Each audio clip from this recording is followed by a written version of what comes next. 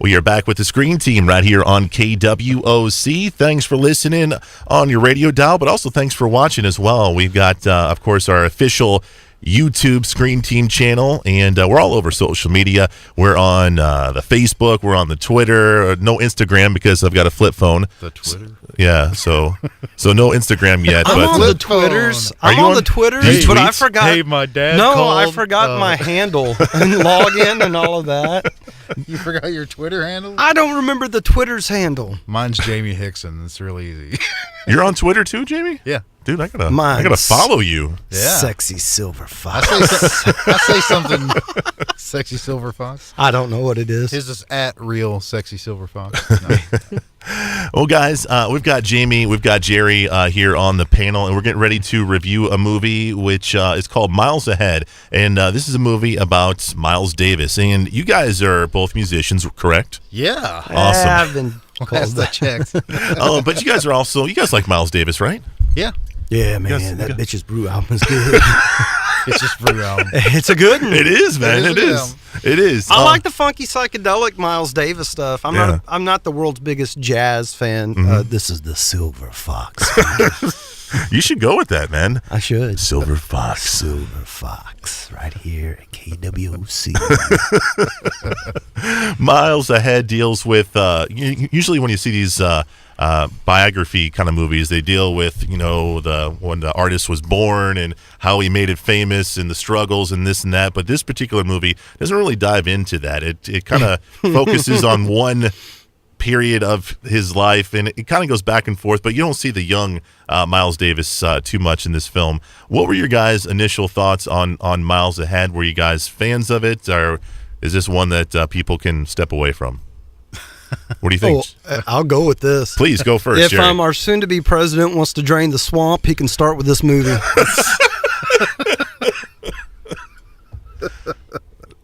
Wow.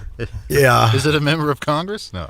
It may as well be. It was garbage. No, I'm kidding. So I'm assuming you didn't like this film. I didn't like it. I think Don Cheadle, I understand he was one of the writers. I know he directed it. I believe he wrote a great deal of it too, I believe. Yeah. I think he took a lot of liberties with the fictitious aspect because from what I understand, it is a fictitious story. I thought it was a real one possibly. Yeah. But it's just so... I want to be the first to tell you, I didn't see any trailers for it. I just knew there was a movie coming out called Miles Ahead about Miles Davis. I thought it was going to be about his music career. Yeah. And instead, it's about this guy basically just being grumpy and trying to get his tape and doing drugs, Yeah. I mean, I will say this. I can't pan a movie without trying to say something good. Don Cheadle, he got his voice pretty good. Like, I went back and listened to some, I knew he had the raspy voice and he had lost it when he had surgery on his larynx. Yeah. I think he portrayed Miles Davis probably as good as off-camera Miles Davis probably was, given everything I've read about the guy and being cantankerous and out there and potty mouth and, just kind of a hateful guy at times. Yeah. Something about them jazz guys being hateful, by the way. Well, one thing I've really noticed, hearing other stories about, in particular, black entertainers that kind of started in the 50s, like James Brown, a lot of them packed pistols.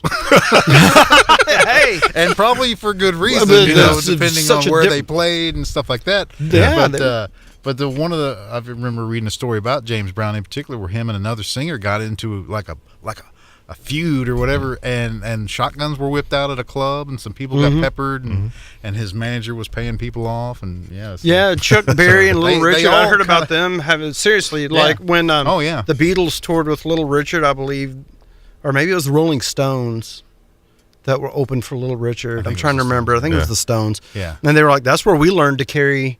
Pistols? Because back in the 50s, now you got to remember, civil rights wasn't squat, so they were trying to cheat these guys out of their money. Yeah. And I don't know about you guys, but I've got a mouth to feed. Don't cheat me out of my money. I'll pull out my piece. I'll throw hands. No, I'm kidding. Jamie, what did you think? I mean, are you with Jerry on this? No, not at all. Really? So you enjoyed it? I liked it. Yeah, I mean, I understood kind of going in that it wasn't going to be a literal, based on a true story kind of thing. And they take liberties with that kind of stuff anyway. Yeah, they really do, even in Romans. Yes. Yeah. And so with anything that's based on reality, unless you were actually there, taking notes when it happened, you have to rely on the word of others and things like that. And I think his ex-wife actually was one of the consultants on this or something. Oh, I don't know. Along with his son, and her name was in the credits. I noticed. Francine. Yeah, he was. Francis, because he was only, I think, or Francis. I said Yeah. Francine. Because he was only married once, I think, wasn't he? I think so. Just to her. Yeah, and that's a big part of the story. That's a lot of his demons. That, yes. That's the woman he loved, and that was it. She was the one, and he blew it, and he's struggling with that throughout the film. Right. Yeah. Yeah. So, there was more to it than what the review I just gave it about being a crotchety old man doing drugs and swearing. But. Well, and like you said, they flash back a little bit to when he was jazz, like pure jazz Davis or whatever however you want to look at it. Yeah. So you get to see that almost like a dissection, like almost like he was two people. Yeah. And you kind of got this weird feeling, because the stuff with his wife.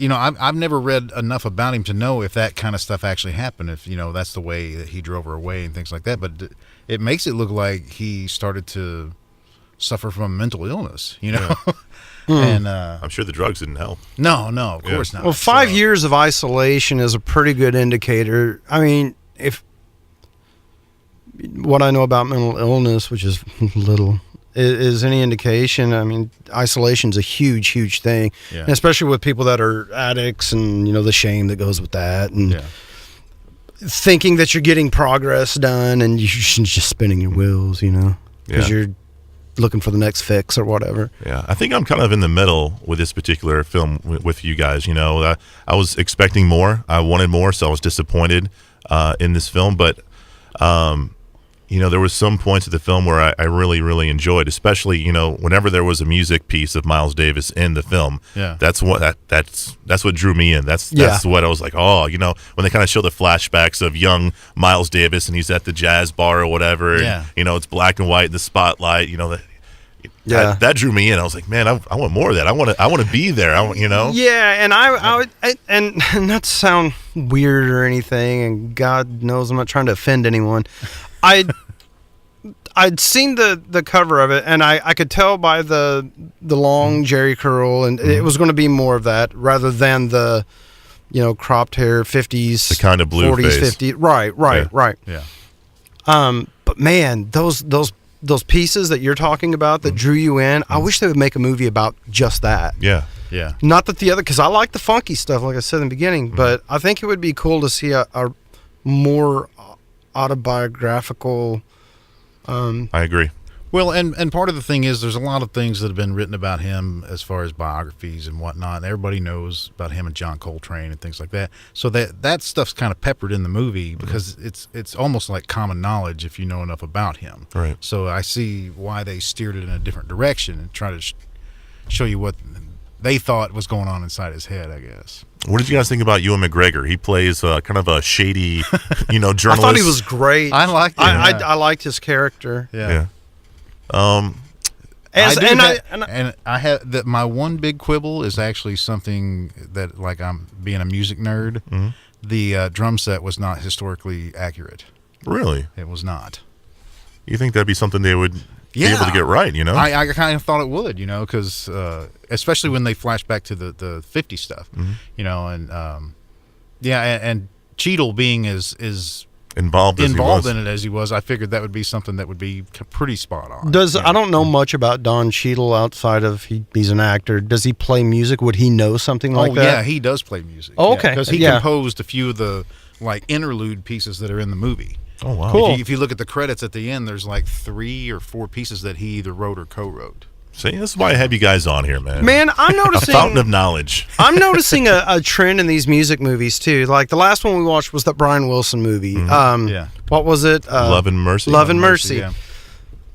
there's almost like this trend in flashing to where somebody was kind of sane to where they're crazy, and it's cutting out the middle thing. Yeah. I don't know if that adds anything to this review.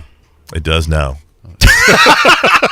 It does now. Maybe there's going to be a new trend. Like, I think your camera just stopped. Oh, that's okay. We'll get it going again. if I have a question now. Please. Who would be the next artist who suffered for their art? Should they make a film of next? That they haven't already? That they haven't already. Who would be a good one? Wow. They did one on Brian Jones from the Rolling Stones. So I saw that one. I can't remember. Was it a biopic or was it a documentary? It was a biopic. Oh. Yeah. It was made over in England. I'm guessing everybody in it was English. That's wild.